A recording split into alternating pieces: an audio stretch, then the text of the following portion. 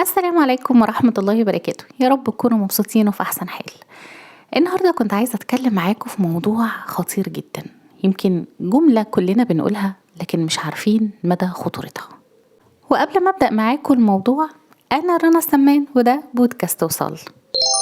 في جملة خطيرة جدا كلنا بنقولها ويمكن مش فاهمين معناها أو يمكن مش مدركين مدى خطورتها، وهي كل يرى بعين طبعه.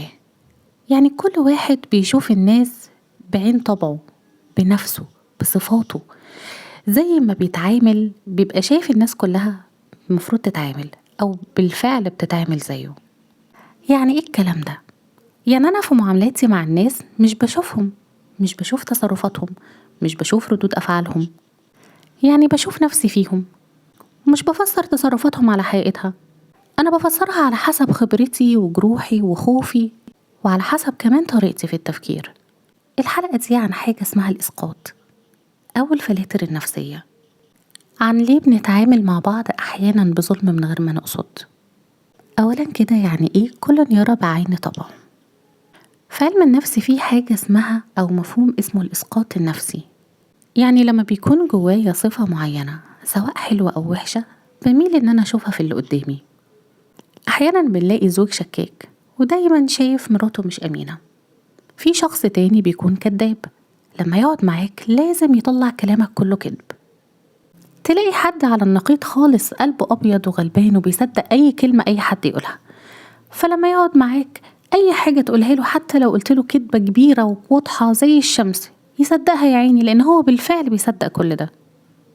أحيانا ما بيكونوش شايفين الحقيقة، بيشوفوا انعكاس نفسهم في الناس اللي قاعدين معاهم وبيحاوروهم وبيتكلموا معاهم.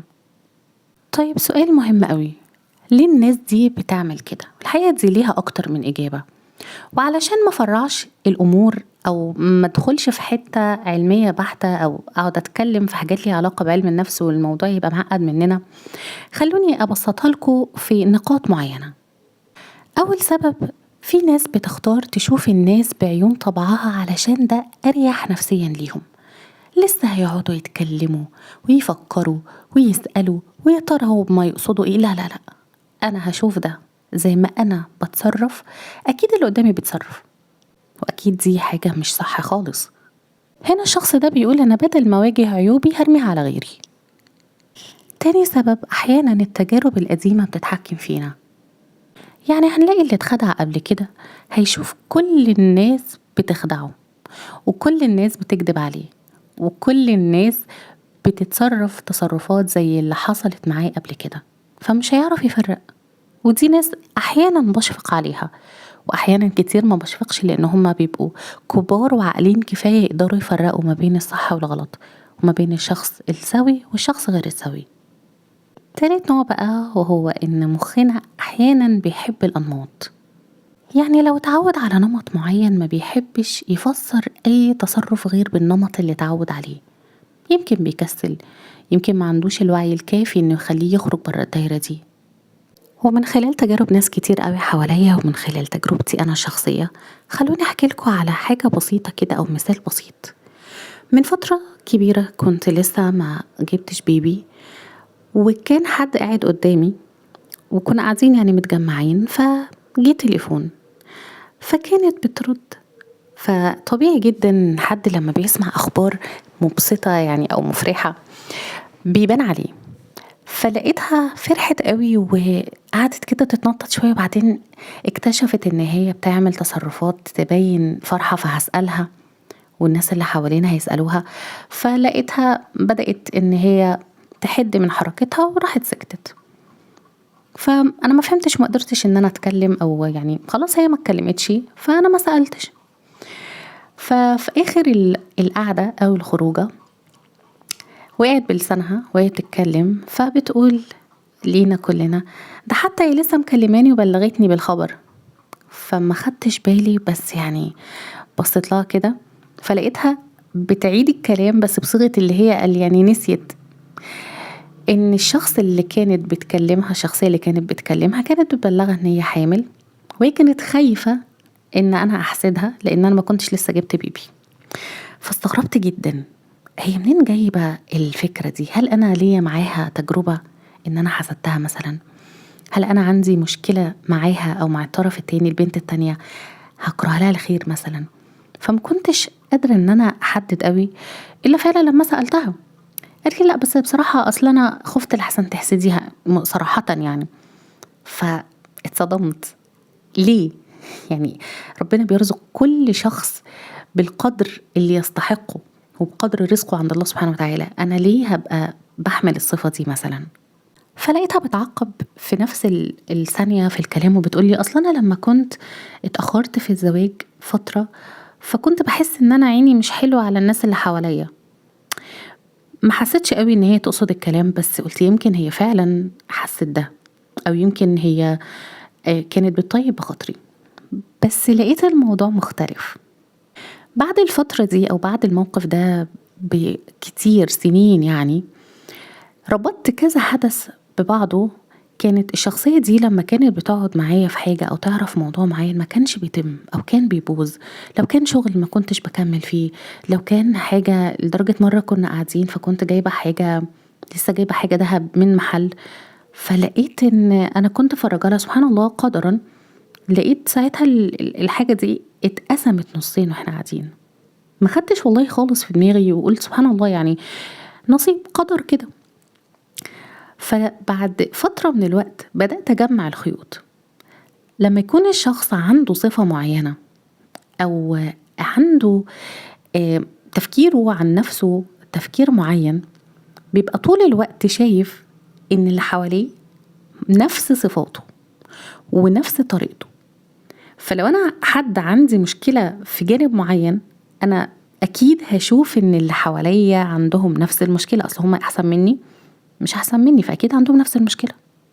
ومن هنا بقى بتيجي المشاكل. ليه بتيجي المشاكل؟ لأننا كتير بنقدر غلط، وبنبقى فاهمين الأشخاص بطريقة غلط، وبنديهم قدر أقل كتير من القدر اللي يستحقوه عندنا، أحيانا أكبر من القدر اللي يستحقوه عندنا لو كان التفكير اللي بيطلع مننا للناس تفكير إيجابي بناء على طريقتنا إحنا مثلا في التفكير. المؤذي بقى في الأمر إن كتير ناس بيصدقوا عن نفسهم صفات هم ما بيحملوهاش. يعني اللي تحس إن هي زوجة سيئة لمجرد إن زوجها دايما بينعتها بالكلمة دي: انتي فاشلة، انتي مش ناجحة، انتي ما عندكيش طموح، انتي مش كويسة معايا كزوجة، انتي مش أم صالحة. وعلى نقيض برضو في رجالة كتير بيعيشين في الوهم ده إن هم أسوأ خلق الله بسبب الكلام اللي زوجاتهم بتقول لهم عليه. فالفكرة هنا قبل ما أنا أصدق أي كلمة أو أي فكرة حد يقولها عني، أنا فين من الأفكار دي؟ أنا بعمل إيه؟ هل أنا الشخص ده؟ هل أنا حاسة إن أنا شخص فاشل؟ هل أنا حاسة إن أنا أستحق الكلام اللي زوجي بيقوله عليا؟ وخلوني أأكد لكم على حتة من خلال الاستشارات اللي بتجيلي أو من خلال العميلات اللي أنا بتكلم معاهم باستمرار. أكبر فئة بتتأثر جدا بالإسقاط النفسي هم الأزواج، لأن أكتر 2 ملاصقين لبعض، أكتر شخصين عايشين مع بعض، أكتر راجل وست ما بيسيبوش بعض مهما كانوا طول الليل ونهار في الشغل، ولكن في الآخر بيرجعوا نفس البيت تحت نفس السقف على نفس السرير. دايما شايفة إن أنت شخص وحش. طيب أنا ليه لما أنا شايفة إنك شخص وحش مكملة معاك؟ هل عشان الأولاد؟ هل علشان البيت؟ طب لما أنا نبيلة قوي كده أو أنت نبيل قوي كده، طب ما تصلح مني بدل ما أنت كده مكمل، صلح مني. ليه دايما نفضل ننعت بعض بأسوأ الكلام والصفات لمجرد إن أنا شايفة إن أنت أكيد أنت مش أحسن مني، وبما إني أنا بحمل الصفة دي أو بعمل الفعل ده أكيد أنت بتعمل زيي. لدرجة إن في آباء كتير ممكن الموضوع الإسقاط ده يعملوه مع أولادهم. كان في كلاينت كان ولد كان عنده تقريبا 15 سنة وكان معايا، كان بيعاني جدا من باباه. بيقول لي أنا لو دخلت أقعد في الأوضة أقرأ رواية، أمسك القلم وارسم، أمسك الموبايل أكلم صحابي، ألاقي بابايا داخل عليا الأوضة بيكسر الباب حرفيا ويقول لي أنت بتتفرج على إيه؟ أنت أكيد بتتفرج حاجة، ما أصل أنا كنت في سنك وأنا عارف الحركات دي، ما أنا كنت في سنك بتفرج على الحاجات دي. فعلى أي أساس إحنا بنظلم الأشخاص اللي حوالينا؟ على أي أساس إحنا بنبوظ العلاقات اللي ما بيننا وما بينهم؟ الطرق دي مش طرق سليمة أبدا، وما بتنمش أبدا عن حد فاهم أو حد عايز يلم شمل الأسرة أو حد عايز يوطد علاقاته مع الناس اللي حواليه سواء قرايبه أو صحابه أو علاقات في الشغل أو زمايل عادية. هتعب شوية لغاية لما أبطل أفكر بالطريقة دي، بس هو مش مستحيل إن أنا أتعافى من الطريقة دي. طيب أنا ممكن أعمل إيه علشان أحاول أتعافى واحدة واحدة؟ أول حاجة لازم أصدق في نفسي، ولازم أعرف إن أنا مش محور الكون، ولا أنا البوصلة اللي كل الناس بتعمل زيها. أنا فرد، ليا الماضي بتاعي، ليا خبراتي، ليا المواقف اللي مريت بيها، ليا حياتي، ليا طفولتي اللي أثرت فيا وشكلتني. فمش ضروري بالتالي إن أنا يبقى كل الناس زيي، ده مش صح. تاني حاجة لازم أبقى فاهمة الشخص اللي قدامي قبل ما أنعته أي صفة أو قبل ما أتكلم معاه أي كلمة. هل الشخص ده عليه أي علامات استفهام؟ في أي شواهد على الكلام اللي أنا بقوله؟ في أي استنتاجات أنا استنتجتها بناء على حاجات هو عملها؟ ولا دي كلها تكهنات مني؟ ولا عشان أرمي عن نفسي تهمة فرميها في وشي اللي قدامي؟ تالت حاجة لازم أعرف الناس اللي حواليا دون علاقتي أنا بيهم إيه؟ هل أنا عايزة أحافظ على علاقتي بيهم؟ هل أنا عايز أفضل حاطط العلاقة دي جوه سور الأمان، ولا خلاص كده أنا برمي عاطل بباطل ومش فارق معايا أي حد؟ مهم جدا إن أنا أفصل ما بين الحدث والتفسير. مش كل حدث يحصل لازم أفسره بالتفسير اللي في دماغي. ما هو أنا مش قاعدة، أنا مش معادلة، أنا دماغي دي مش كتاب فيه علم ما بيخرجش منه الامتحان.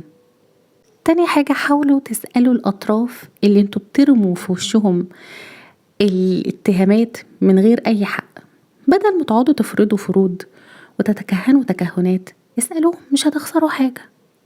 ومهم جدا ان انتوا تتقبلوا ان مش كل الناس شبهكم او مش كل الناس زينا. كل واحد ليه خبراته وتربيته ونشأته اللي بتخليه مختلف عننا. وحاولوا دايما تسألوا نفسكم، هل أنا شايف اللي قدامي زي ما هو ولا شايفة نفسي فيه؟ ولحد لما تجاوبوا على السؤال ده ما تنسوش تعملوا فولو وسبسكرايب، ولو ليكوا أي سؤال عندي تنسوش تكتبوه وأنا إن شاء الله هحاول أجاوب عليه. كانت معاكم رنا سمان، استشاري أسري وتربوي، وده بودكاست وصال. السلام عليكم ورحمة الله وبركاته.